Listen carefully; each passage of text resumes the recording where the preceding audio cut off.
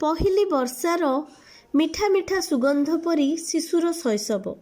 ହେଲେ ଆଜି କାହିଁ ନିରୁଦ୍ଦିଷ୍ଟ ହୋଇଯାଇଛି ସେ ଶିଶୁ, ଯାହାର ସୁମଧୁର ପିଲାଦିନ କବିତା ଲେଖିଛି, ସ୍ୱପ୍ନ ବି ଦେଖିଛି ପ୍ରତି ଶତାବ୍ଦୀରେ, ପ୍ରତି ବିଶ୍ୱରେ। ସେ ଶିଶୁକୁ କେବଳ ମୁଁ ଖୋଜୁନି ବନ୍ଧୁଗଣ, ଆପଣମାନେ ବି ଖୋଜୁଛନ୍ତି। କିନ୍ତୁ ଶିଶୁ ଯେ ସରଳତା ବିନା ଜନ୍ମଗ୍ରହଣ କରୁଛି ତା ନୁହେଁ।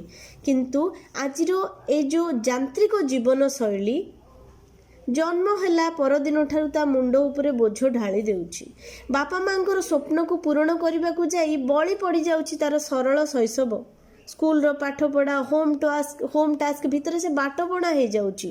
ବୁଢ଼ୀ ମାର ଉଷୁମ କୋଳ, ରାଜକୁମାରୀ ଓ ବୁଢ଼ୀ ଅସୁରୁଣୀର ରୋମାଞ୍ଚକାରୀ କାହାଣୀ, ବାପା ମାଙ୍କର ଅନାବିଳ ସ୍ନେହ ଏବେ ତା ପାଇଁ ସ୍ୱପ୍ନ। ଖାଲି ପାଠ ଆଉ ପାଠ। ସେ ପାଠ ପିଲାଙ୍କ ହାତରୁ ଖେଳନା କଣ୍ଢେଇ ମଧ୍ୟ ଛଡ଼େଇ ନେଉଛି, ଆଉ ଛଡ଼େଇ ନେଉଛି ତାର ଶୈଶବ।